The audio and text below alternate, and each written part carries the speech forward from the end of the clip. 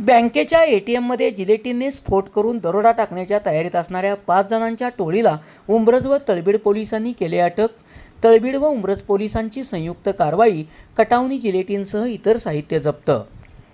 पोलिसांनी दिलेल्या माहितीनुसार गुरुवारी रात्री तळबीड पोलीस ठाण्याचे सहाय्यक पोलीस निरीक्षक किरण भोसले हे रात्रगस्तीसाठी जात असताना शिवडे हद्दीत कृष्णा नदीच्या पुलाच्या अलीकडे 5 जण संशयितरित्या आढळून आले। यावेळी त्यांनी उंब्रज पोलीस ठाण्याचे सहाय्यक पोलीस निरीक्षक रवींद्र भोरे यांच्याशी संपर्क साधून पोलीस कर्मचाऱ्यांना बोलावून घेतले व संशयितांना घेराव घातला असता त्यातील एक जण अंधाराचा फायदा घेऊन पळून गेला।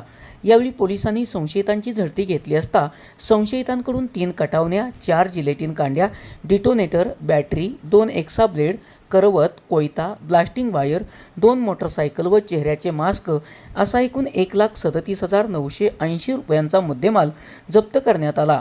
या प्रकरणी वैभव साळुंके, ओंकार साळुंके, आदित्य जाधव, मोळाचा ओढा सातारा व एक अल्पवयीन असून अन्य एक जण पळून गेला आहे। या संशयितांकडे चौकशी केली असता मसूर येथील हिताची कंपनीचे एटीएम सेंटर जिलेटिनने उडवून टाकण्याचे नियोजन असल्याचे सांगितले। या सर्वांना दरोडा टाकण्याच्या तयारीत असताना तळबीड व उंब्रज पोलिसांनी कारवाई करून ताब्यात घेतले आहे।